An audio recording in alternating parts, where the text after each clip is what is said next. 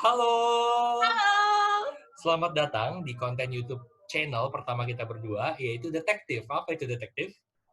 Deteksi Plot Twist Film. Jadi di sini kita akan mengulik film-film yang kelihatannya punya plot twist yang sangat nggak mungkin deh ditebak sama penontonnya. Nah, dan hari ini Alesso dan Vega bakal membawa kalian untuk meneliti lebih jauh sebuah film dari negara Korea, yaitu It's Okay to Not Be Okay. Oke, jadi kita itu emang lumayan sering jadi detektif untuk film-film misteri sebenarnya. Dan kita senang banget di minggu lalu episode 11-12, film ini yang tadinya mungkin penonton hanya fokus terhadap percintaan Moon Yang dan Gangtae, mulai menunjukkan clue-cluenya nih akan masa lalu dari mereka berdua. Jadi akhirnya waktu kita buka akun K-drama, kemudian YouTube juga yang bahas teori ini, mulai banyak penonton yang penasaran dengan dibalik itu semua seperti apa. Yang kita lakuin selaku detektif adalah mencari kira-kira asumsi apa sih yang paling banyak dicari sama penonton. Dan kita cari tahu kesalahannya. Kenapa ya? Kenapa kita malah cari kesalahannya, Aleso ya?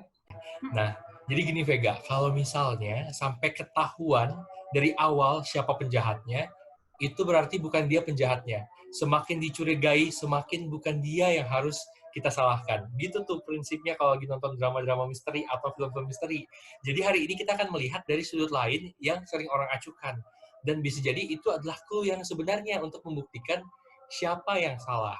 Gitu. Nah, tanpa berlama-lama Yes. lagi, langsung aja hari ini kita bakal membahas asumsi-asumsi yang kita temukan dan beredar, serta kita berikan bukan fakta sih, kita berikan juga penemuan-penemuan yang buat asumsi tersebut patut kembali dipertanyakan. Dan asumsi yang pertama adalah Sang Tae dan Moon Young kakak beradik. Apakah mereka benar-benar kakak beradik? Well, coba Vega, gimana dapat penemuan pertama di scene pertama ini? Kenapa Oke, sampai bisa jadi disebutin kakak gini, beradik? sebenarnya dari sebelum episode 11 itu, aku udah sering dengar sih orang-orang ngomong bahwa kayaknya Moon yang sama Sangtae kakak beradik dia dilihat dari bakat mereka sama ya di bidang seni, terus kemudian mereka gampang akrab, padahal katanya kan Sangtae itu susah akrab ya sama orang lain ya. Dan ternyata di episode ini kayaknya kita makin diperjelas ya. Tapi kita nggak tahu nih lagi-lagi ya, bakal ini diperjelas atau mengecoh kita bahwa ada kalimat-kalimat yang menyebutkan memang mereka bersaudara. Kayak misalnya Sangka tuh yakin banget kalau misalnya dia matanya mirip banget sama Muniang, ya nggak? Dan diperkuat Hmm. sama ibu juri yang bilang bahwa kalian tuh mirip banget loh, cocok banget jadi kakak adik. Itu emang seolah-olah jadi clue buat kita kalau mereka emang kakak adik. Yes.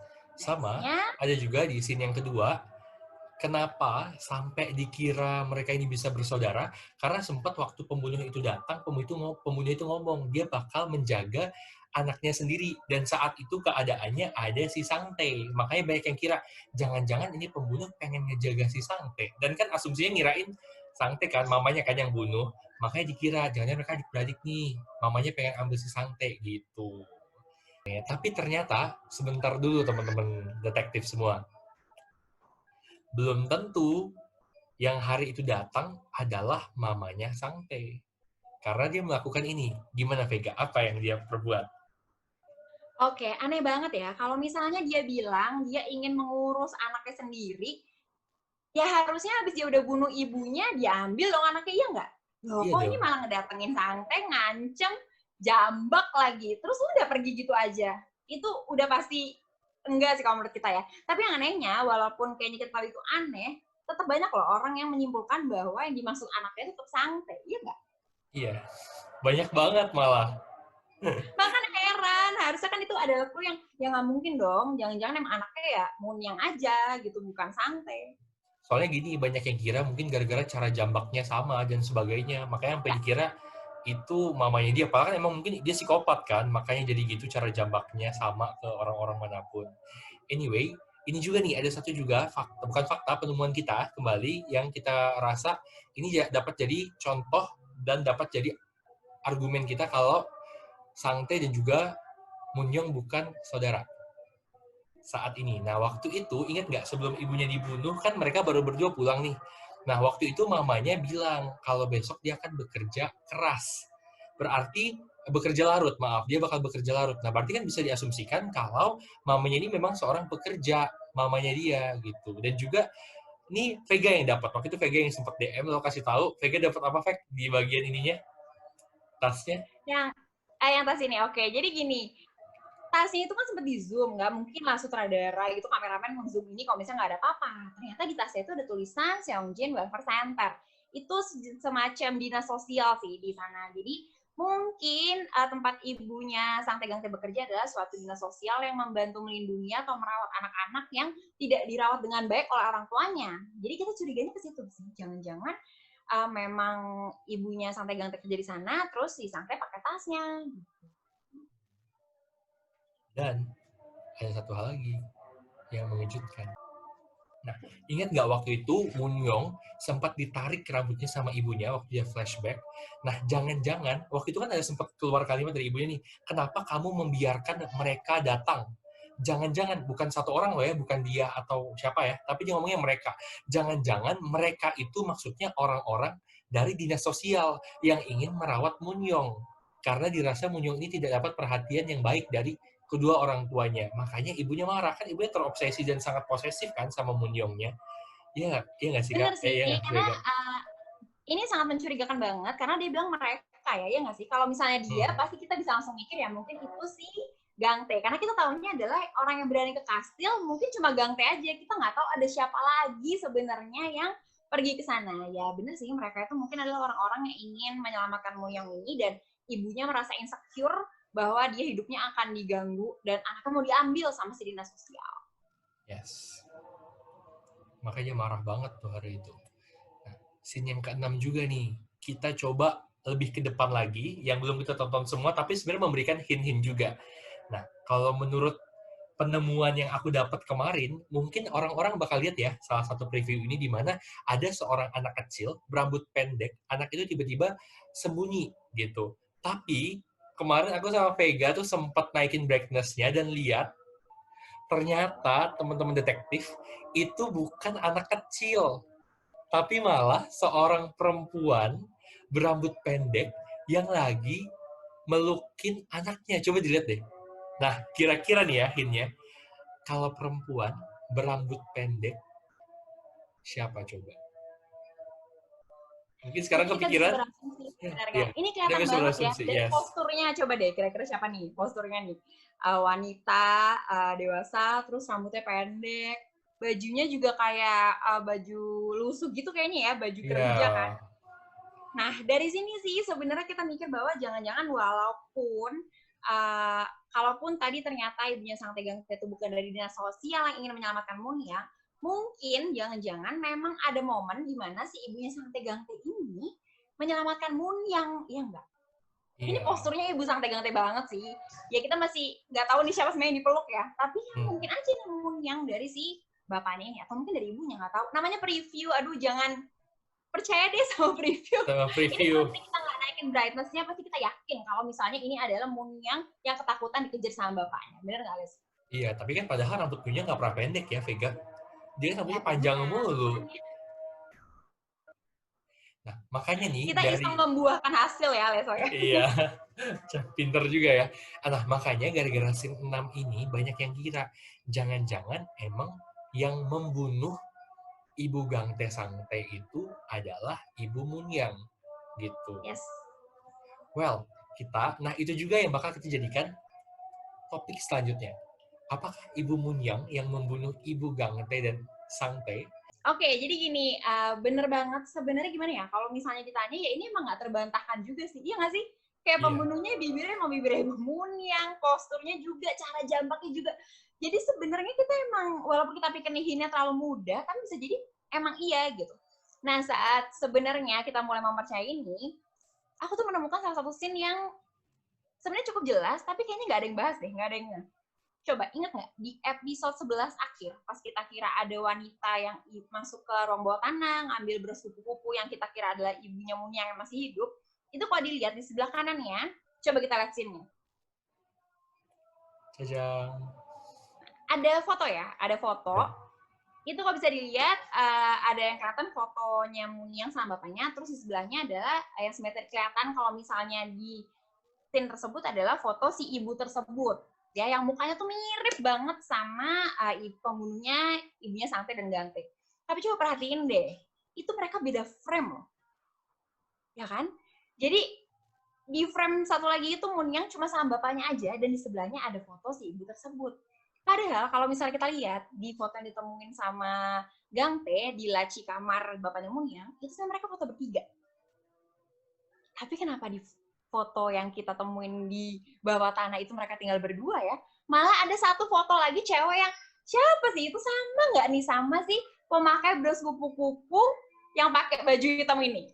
Wah, itu langsung menimbulkan tanda tanya sih. Dan pastinya yang langsung ada di otakku adalah jangan-jangan Munyang itu punya ibu kandung dan ibu tiri. Jadi ada dua. Coba Alexo, sekarang Alexo, kemarin kita udah bahas ya, omongannya bapaknya deh. Bapaknya tuh terlihat seperti sangat benci banget sama si ibunya Munyang, tapi di lain sisi dia juga sangat memuji, ya kan? Yang dia bilang sama perawat bahwa ibunya Munyang cantik sekali, seperti malaikat. Tapi kelihatannya dia benci banget sampai yang Okran itu mau dicekek, dia benci banget. Dia bilang adalah monster. Tapi kalau misalnya notice nih, yang dibilang kayak malaikat itu, bapaknya bilang ibunya Munyang cantik sekali seperti malaikat. Ibunya Munyang ya. Tapi kalau misalnya Ibunya ngomong Munyang. soal monster, dia pasti bilangnya wanita itu, bukan ibunya Munyang. Jangan-jangan yang ada dua kali ini istrinya. Iya nggak sih? Iya, sama ini. Coba kalau kita perhatikan ya, si Munyang ini juga punya respon yang beda.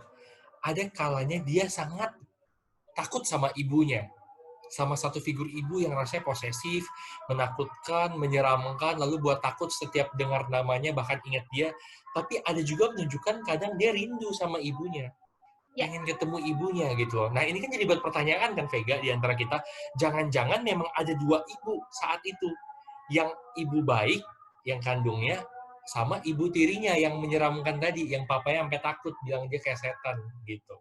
bener banget. Jadi emang jangan-jangan dia emang punya sosok dua ibu ya, karena kita nggak tahu nih, pasti dia belum bongkar gitu sampai sekarang gitu sih. Nah, ini juga, jadi kita akhirnya punya asumsi nih, jangan-jangan emang iya ibunya Munyang yang bunuh Santai Gang Tae, tapi bisa jadi bukan ibu kandungnya ya, mungkin emang ibu tirinya yang jahat itu. Ya, nah terus selanjutnya kita coba ngulik-ngulik sebenarnya dari awal kita ngeh bahwa judul dari tiap episode adalah ada cerita-cerita ya, ada dongeng, ada cerita dan lain-lain. Nah, saat kita mencoba menelaah lagi itu, kita jadi berpikir bahwa jangan-jangan ini benar nih, ya nggak? Ingat nggak soal bapaknya bilang bahwa yang dia bilang hantu ibunya yang datang ke dia itu datang sambil nyanyi lagu Oma Darling Clementine. Terus Ibu Okra juga ditanya sama direktur, kamu waktu jalan-jalan di koridor nyanyi lagu ini nggak sih? Gitu kan. Terus ditambah lagi si bapaknya juga cerita nih sama si direktur bahwa ibunya Munyang tuh freak banget, dia suka nyanyiin lagu Oma Darling Clementine buat Munyang. Padahal lagu itu tuh mengerikan loh maknanya, harusnya nggak dinyanyiin buat anak kecil. Nah, itu nggak itu. Gara-gara ngomong kayak gitu, kita akhirnya jadi buka ya. Lirik lagunya kira-kira seperti apa sih? Dan ternyata isi dari lagu ini adalah seorang ayah yang sangat sedih kehilangan anaknya yang meninggal tenggelam dan meninggal depan mata dia. Dia nggak bisa menolong karena dia nggak bisa berenang. Jadi dia berlarut-larut sedihnya sampai akhirnya dia menemukan pengganti dari anak. Nah, di cerita A Tale of Two Sisters ini, dia adalah suatu film horor dari Korea juga yang menceritakan tentang ada kakak beradik, perempuan dua-duanya. Sebenarnya ada kebencian yang tersembunyi nih dari si adik ke kakak. Nah, di sini juga dilihat sosok belakang ada bapaknya dan ibunya, dan ternyata ibu yang di belakang itu adalah ibu tiri. Kalau misalnya di dua cerita ini nih, Alessia bisa narik kesimpulan apa? Misalnya, tadi dari Tale of Two Sisters, aku mikirnya ada adik yang selalu jealous sama kakaknya, karena bapaknya lebih sayang sama kakaknya ini. Nah, di cerita ini, kedua kakak dan adik ini punya ibu tiri. Jadi gara-gara si adik ini benci banget sama kakaknya, makanya dia mencelakai kakaknya. Kalau dari lagu Oh My Darling Clementine, sang adik ini yang menggantikan posisi si kakak. Kalau kita tarik-tarik ini ya, tarik-tarik benang lurus itu jangan-jangan si kakak emang dibunuh sama si adiknya supaya dia bisa menggantikan Yes. posisinya gitu.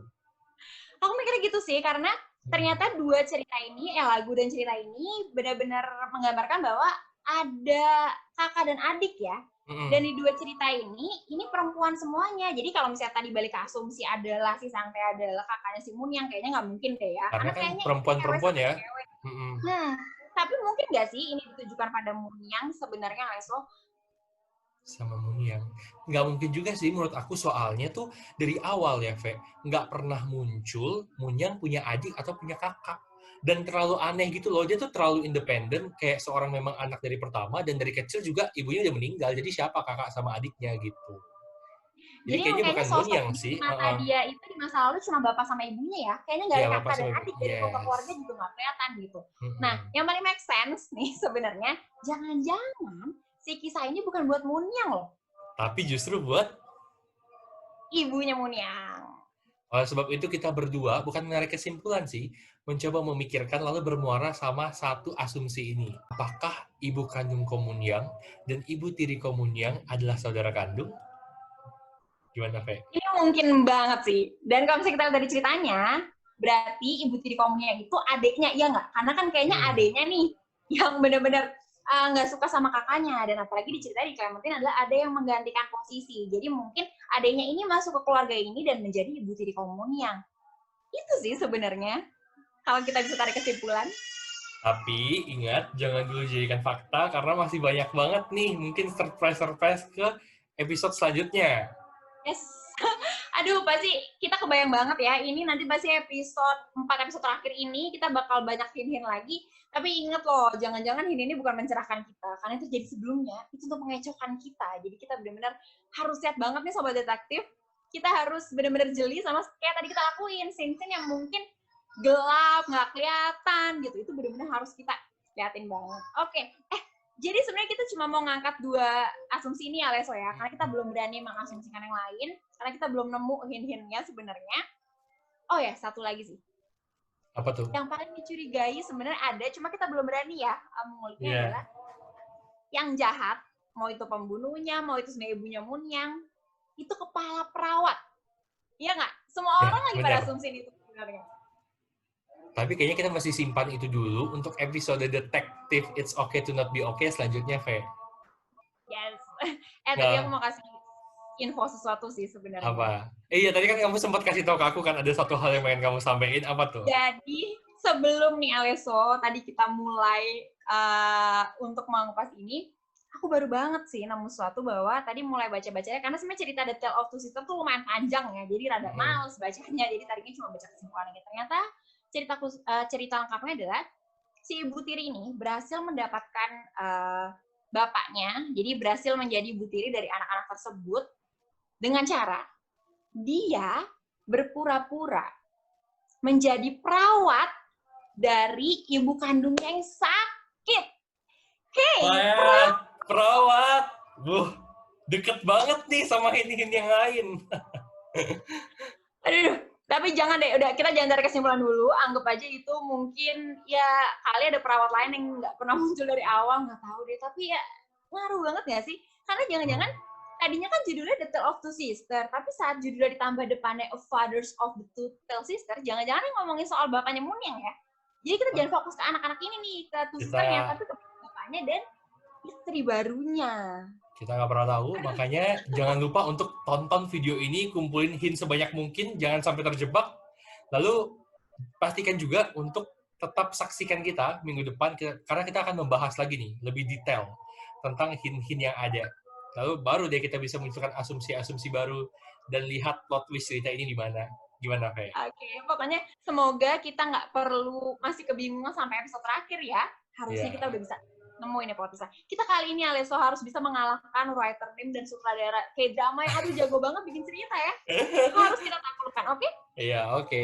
So, teman-teman detektif, thank you banget karena udah menyaksikan, mendengarkan suara kita, mendengarkan konten hari ini. Semoga teman-teman puas, makin kuat eksplorasinya, dan ketemu lagi minggu depan di hari Jumat bareng Aleso dan Vega. Oke, see ya! Iya, thank you.